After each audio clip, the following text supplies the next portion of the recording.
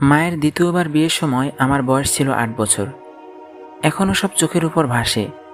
আমি তখন চতুর্থ শ্রেণীর ছাত্রী। অত সব বুঝতাম না। বাবার দিকে তাকিয়ে দেখলাম তার ঠোঁটে অকৃত্রিম এক হাসি। আমি ভাবলাম, বিয়ে তো খুব মজার, তাই বাবা হাসছে। বাবাকে বললাম, বাবা, মা কি বিয়ে করে অন্য কোথাও চলে যাবে আমাদের রেখে? বাবা কিছুই বললেন না, আমার দিকে ফিরেও তাকালো না। আমি বিরস মুখে মায়ের বিয়ে দেখছি। আজ আমার মায়ের বিয়ে।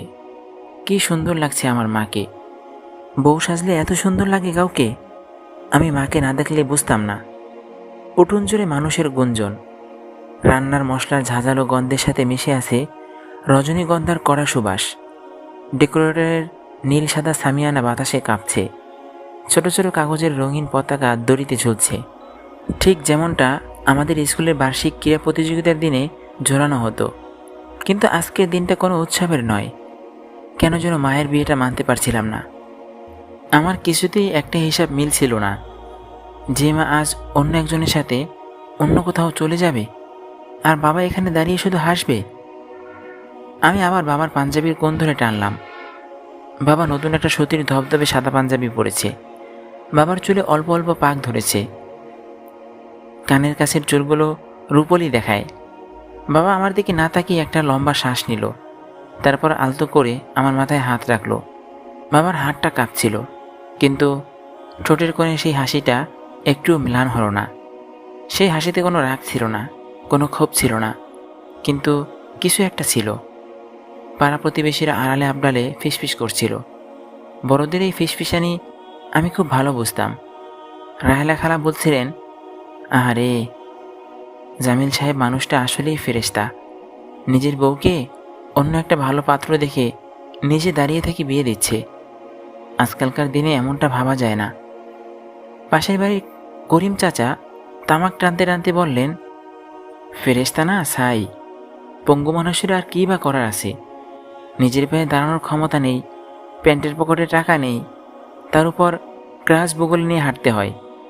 রূপবতী বউকে ধরে রাখার সাধ্য কি ওর আছে? ভালোই করেছে, ডিভোর্স দিয়ে মেয়েটার একটা গতি করে দিল। আসাদ সাহেব বড়লোক মানুষ। প্রথমা স্ত্রী মারা গেছেন, টাকা পয়সার অভাব নেই, মেয়েটা অন্তত সুখী থাকবে। কথাগুলো তীরের মতো আমার বুকে বিঁধছিল। আমার ছোট্ট মাথায় এবার সবটা পরিষ্কার হয়ে গেল। আমি বাবার দিকে তাকালাম। বাবার একটা পা প্রায় অকেজো। 3 বছর আগে একটা সড়ক দুর্ঘটনায় বাবার ডান পাটা চিরকালের মতো দুর্বল হয়ে যায়। তারপর থেকে বাবা ক্রাসে ভর দিয়ে হাঁটে। সেই দুর্ঘটনার পর থেকেই আমাদের সংসারের চাকাটা থেমে গিয়েছিল। মায়ের গহনা বিক্রি, আত্মীয়দের ধার দেনা, সব মিলিয়ে এক অন্ধকার সময়। মাঝে মাঝে মা আমাকেও খুব বকত। একবার তো এমন মেরেছিলেন যে আমি 7 দিন জ্বরে ভুগেছিলাম। বাবা সেবার মায়ের সাথে খুব রাগারাগি করেছিল। বাবা আমাকে আগলে আগলে রাখত। রোজ রাতের বেলা বাবার পাশে ঘুমাতাম আমি। মা কোনো কোনো সময় দু কথা বলতেন। মায়ের আর আমার মাঝে বেশ অনেকটা দূরত্ব ছিল। মা ভালো সেলাই পারতেন। সকাল থেকে সন্ধ্যা অবধি সেলাই মেশিনের চাকা চালাতেই থাকতো। তা অবশ্য মায়ের নয়, অন্যের দোকানে কাজ করে। বাসায় ফিরে দেখতাম মায়ের মুখটা শুকিয়ে কালো হয়ে গেছে। বাবা ঘরের এক কোণে বসে অপরাধীর মতো তাকিয়ে থাকতো। এরই মাঝে আবার বাবা আর মায়ের দূরত্ব বাড়তে লাগলো। মাঝে মাঝে দুজনের মধ্যে তুমুল ঝগড়া হতো। আমি কেবল চোখ বড় বড় করে দেখতাম। বাবা শুধু শুনে যেতেন। একদিন আমার বন্ধু তায়েব আমাকে বলে, অনু, তোর মা কত বড় গাড়ি করে ঘুরে জানিস? আমি দেখেছি সেই দিন। তায়েবের কথা আমি বিশ্বাস করলাম না। বাড়ি ফিরে দেখলাম মা তখনও ফিরেনি। আমি গিয়েছিলাম তায়েবদের বাড়ি রাতের পড়া পড়তে। সন্ধে 7টা তখন। বাবা ঘরের এক কোণে মাথা ঠেকিয়ে বসে আছে। আমি তায়েবের কথাটা বাবাকে বলি। বাবা শুধু শুনেই গিয়েছিল, কিছু বলেনি। মাঝে মাঝে রাতে শুনতাম মা আর বাবা নিচু স্বরে কাঁদছে। একদিন মা বাবাকে জড়িয়ে ধরে বলছিল, আমি আর পারছি না গো। চারদিকের মানুষের কথা, পাওনাদারদের তাগাদা, বাচ্চার পড়াশোনা, আমি একা এত কিছু নিতে পারছি না। বাবা সেদিন মায়ের মাথায় হাত বুলিয়েছিলেন কেবল। এছাড়া আর কী বা করতে পারে? তার ঠিক 6 মাস পরই আজকের এই দিনটা এলো। এই সম্বন্ধটা বাবা নিজেই খোঁজ করেছিল। আসাদ সাহেব ভালো মানুষ, বিপত্নিক। বাবা জানতেন ওনার ব্যাপারে। তায়েবের বলা লোকটাই তিনিই ছিলেন। তিনি আমাকেও নিজের সন্তানের মতো মেনে নিতে চেয়েছিলেন, কিন্তু বাবা রাজি হয়নি। বাবা বলেছিল অনুপ্রভা আমার কাছেই থাকবে, আপনারা এসে দেখে যাবেন না হয়। মা কেঁদে কেঁদে বলেছিল, ওগো তুমি এমনটা করো না, আমি তোমাদের ছাড়া কি করে থাকবো? আমরা তো আর কোথাও চলে যাচ্ছি না, তুমি কেঁদো না। মায়ের কান্নার সুরটা আমার পছন্দ হয়নি। অবুঝ হয়ে বুঝতে পেরেছিলাম মা বোধহয় খুশি হয়েছে। হঠাৎ বরের গাড়ি আসার হর্ন শোনা গেল। চারদিকে একটা শোরগোল পড়ে গেল। বর এসেছে, বর এসেছে। ছোট ছোট বাচ্চারা গেটের দিকে দৌড়ালো। আমি শুধু ঠায় দাঁড়িয়ে রইলাম। মা ঘর থেকে বের হলো। মায়ের পরনে লাল টুকটুকি বেনারসি শাড়ি। মায়ের মুখটা ঘোমটায় ঢাকা, কিন্তু যতটুকু দেখা যাচ্ছিল মাকে কোনো পরিচয় কম লাগছিল না। মা যখন উঠান পেরিয়ে যাচ্ছিল, একবারের জন্য মায়ের চোখ দুটো বাবার উপর এসে থমকে দাঁড়ালো। ঘোমটার আড়াল থেকেও আমি দেখলাম মায়ের চোখ দুটো ছলছল করছে।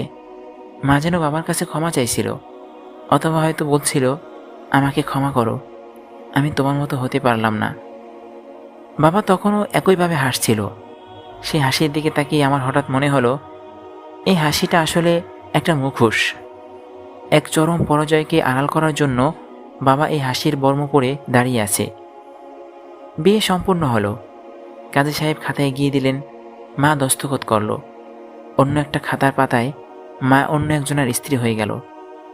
চারদিকে মিষ্টি বিতরণ হতে লাগলো।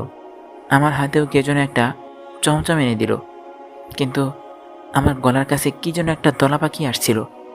আমি খেতে পারছিলাম না। মিষ্টিটা মাটিতে ফেলে দিয়ে আমি বাবার কোলে গিয়ে মুখ লুকালাম।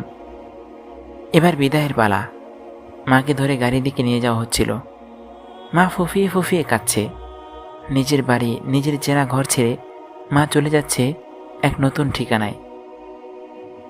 গাড়ির দরজা খোলার আগে মা হঠাৎ পিছনে ফিরে তাকালো। সব লোকজনকে ঠেলে মা সোজা হেঁটে এলো বাবার সামনে। মা বাবার পায়ের কাছে হাত বাড়িয়ে দিতেই বাবা এক কদম পিছিয়ে গেল। গ্রাসে ভর দিয়ে বাবা শান্ত গলায় বলল, না তুলিকা, তুমি এখন অন্য কারো ঘরের বউ। আমার পায়ে হাত দিয়ে পাপের ভাগী হইও না, সুখে থাকো। মা আর নিজেকে ধরে রাখতে পারল না, আমাকে জড়িয়ে ধরলেন।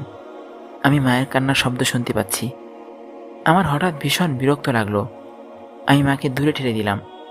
বাবাকে গিয়ে জড়িয়ে ধরলাম। মা ছোট ছোট চোখে আমাকে দেখছে। বাবার হাত দুটো চেপে ধরে বলল, অনুর খেয়াল রেখো, ও যেন কখনো কষ্ট না পায়। বাবা আলতো করে আমার কাঁধে হাত রেখে বলল, ও আমার মেয়ে, আমি দেখে নিব। মা গাড়িতে গিয়ে বসলো। কালো কাচের গাড়িটা ধুলা উড়িয়ে আমাদের গ্রাম ছেড়ে মেইন রোডের দিকে চলে গেল। চারপাশের মানুষগুলো একে একে বিদায় নিতে লাগলো। ডেকোরেটরের লোকেরা সামিয়ানা খুলতে শুরু করলো। রঙিন প্লাস্টিকের চেয়ারগুলো স্তূপ করে রাখা হচ্ছে। একটু আগের সেই জমকালো বাড়িটা মুহূর্তের মধ্যে এক শ্মশানের মতো নীরব হয়ে গেল। আমি বাবার হাতটা শক্ত করে চেপে ধরলাম। হঠাৎ খেয়াল করলাম বাবার হাতটা বরফের মতো ঠান্ডা হয়ে গেছে। প্রচণ্ড গরমেও বাবার শরীরটা থরথর করে কাঁপছে। আমি উপরের দিকে তাকালাম। তাকিয়ে দেখি চোখ থেকে টপ টপ করে জল ঝরে পড়ছে বাবার ধবধবে সাদা পাঞ্জাবির উপর। বাবা কোনো শব্দ করছিল না, কোনো আর্তনাদ করছিল না, শুধু চোখ দিয়ে নদীর মতো জল গড়াচ্ছিল। আমি সেদিন প্রথম বুঝেছিলাম পৃথিবীর সব হাসির মানে আনন্দ নয়। কিছু কিছু হাসি মানুষের জীবনের সবচেয়ে বড় অসহায়ত্ব আর ভাগ্যের শেষ সীমা। আজ এত বছর পর আমার মায়ের বিয়ের সেই দিনটার কথা মনে পড়ল ডায়েরির পাতা উল্টাতে উল্টাতে। মা তার নতুন সংসারে ভালোই আছে, মাঝে মাঝে আমার খোঁজ নেয়। আর বাবা বাবা আজ আর এই পৃথিবীতে নেই। মায়ের বিয়ের কয়েক বছর পর বাবা এক রাতে ঘুমের ঘরেই চলে যায়। ডাক্তার বলেছিলেন হার্ট অ্যাটাক, কিন্তু আমি জানি বাবা আসলে সেই বিয়ের দিনই মরে গিয়েছিল। বাকি কয়েক বছর শুধু আমার জন্য একটা জীবন্ত লাশ হয়ে বেঁচেছিল। বাবার সেই হাসিটা আজও আমার বুকের ভিতর এক ভারী পাথর হয়ে জমে আছে। আমি এখন স্থানীয় এক স্কুলের শিক্ষিকা। আমাদের এখানে ছোটোখাটো একটা স্কুল আছে, যেখানে অসংখ্য ছোট বাচ্চারা পড়ে, যাদের কেউ নেই, কখনো কেউ ছিলও না। তাদের পরিবার ফেলে চলে গিয়েছে তাদের, আবার কারো বাবা মায়ের বিচ্ছেদের পরিণতি। আমার নিজেকে তাদের একজন মনে হয়। ভুলতে পারি না আমার মায়ের বিয়ের দিনটা।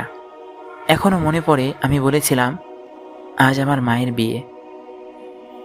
প্রিয় বন্ধুরা, এই ছোট্ট গল্পটা কেমন লাগলো কমেন্ট করে জানাবেন। ভালো থাকবেন, সুস্থ থাকবেন। আল্লাহ হাফেজ।